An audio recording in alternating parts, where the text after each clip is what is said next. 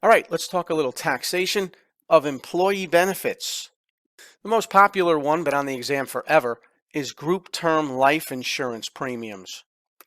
Group term life insurance premiums paid by the employer for employee life insurance are excluded in income of the employee if the policy is group term life as opposed to whole life.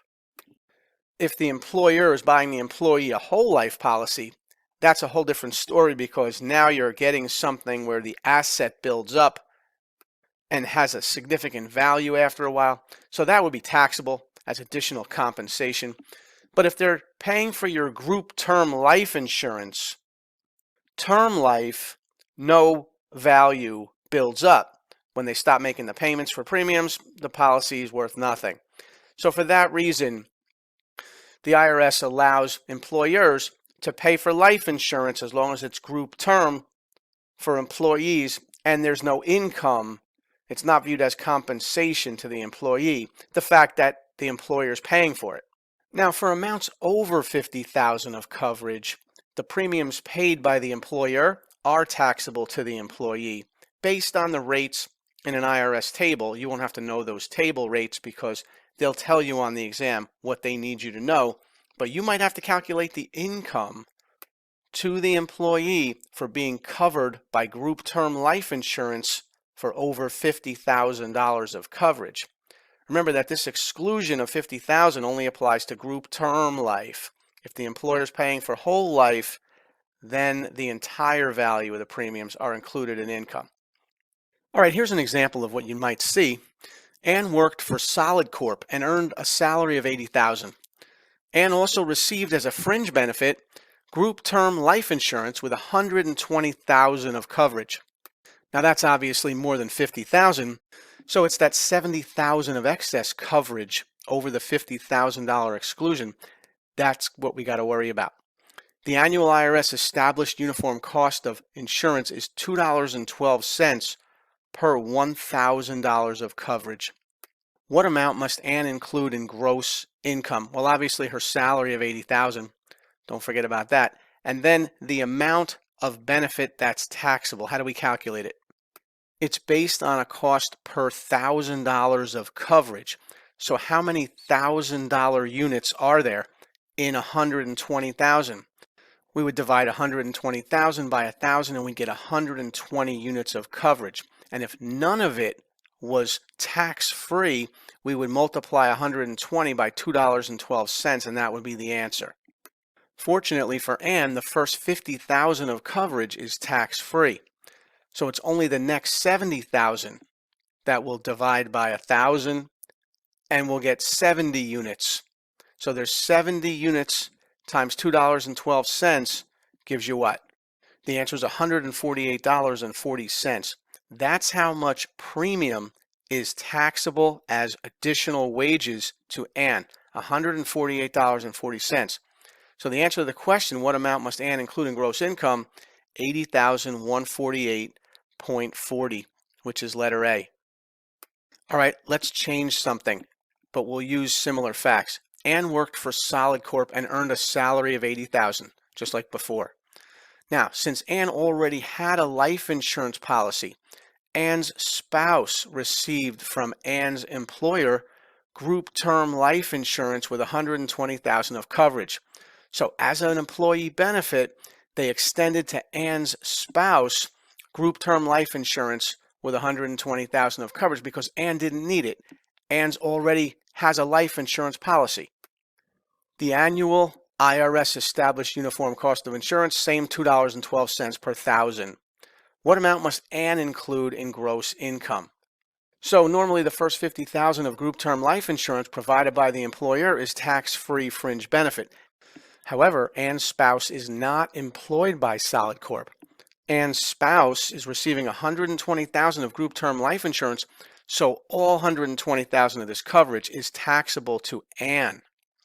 Since the cost is $2.12 per thousand, there are 120 units of $1,000, right? We'll divide 120,000 by 1,000. We'll get 120 units, and we'll multiply all that by $2.12. And now the income from insurance coverage is actually $254.40, and when the $254.40 is included with the $80,000 salary, gross income is $80,254.40, which is letter D. And why doesn't the $50,000 exclusion apply this time? Because it doesn't apply to spouses and dependents.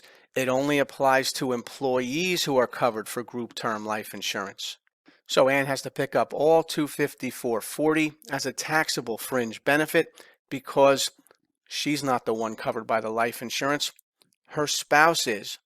And you'll see when we get to corporate tax that with these group term life insurance premiums, the corporation can deduct what they pay for these group term life insurance policies as long as the beneficiary of the policy is not the corporation.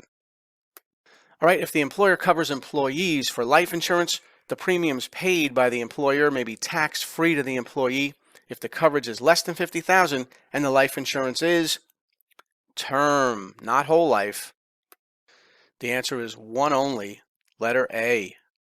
All right, when it comes to employee benefits, don't confuse life insurance proceeds paid by an insurance company to death benefits paid by the employer. What's the difference? One is taxable, one is not. So if you see that an employee dies on the exam, the family is going to get money. They might get money from more than one source. On the reg exam, there's probably going to be a life insurance policy covering the life of that employee. The family's going to receive that benefit, and that's going to be tax-free. The employee's family might receive $500,000, let's say, of life insurance settlement from a policy that they had. And this will be tax-free to the family, even if the employer paid all the policy premiums. And that's because the general rule for a life insurance settlement is that if you get all the money in one lump sum, it's tax-free. And you're like, yeah, Darius, I know that. Okay, good. But don't confuse life insurance settlements paid by the life insurance company to death benefits paid by the employer to the employee's family. The life insurance company has to pay the family because there's an insurance policy in place. But the employer, why did the employer just send a check to the family? Well, maybe the employer has a policy that when an employee dies, they pay a death benefit to the family. Well, that's great, but it's 100% taxable. So look where the money's coming from. If it's coming from the life insurance company to the family, it's tax-free. If it's coming from the employer to the family, 100% taxable. All right, Rita died during the current year. Her employer paid her family $30,000 under a plan to help with expenses. What do we know about that? It's taxable. Rita's family also received a settlement of $70,000 from the group term life insurance policy that covered Rita's life. Rita's employer paid all the premiums on the group term life insurance policy. How much of the two payments are taxable? And the answer is out of those two payments, $30,000 is taxable, $70,000 is not. Life insurance settlements, the $70,000, that's generally tax-free. But the payment to the family from the employer as a death benefit, that's taxable. And you might be thinking, well, what about the fact that it's $70,000 and that's over $50,000? Yeah, so each year that Rita was employed, Rita would have had to have picked up a little bit of income, right? The amount over $50,000. On that $20,000, she would have had a little bit of income to report. But the question's not asking about that. It's asking about the two payments, how much of those two payments are taxable, and it would be just the one payment for the death benefit, because life insurance settlements paid by the life insurance company is tax-free.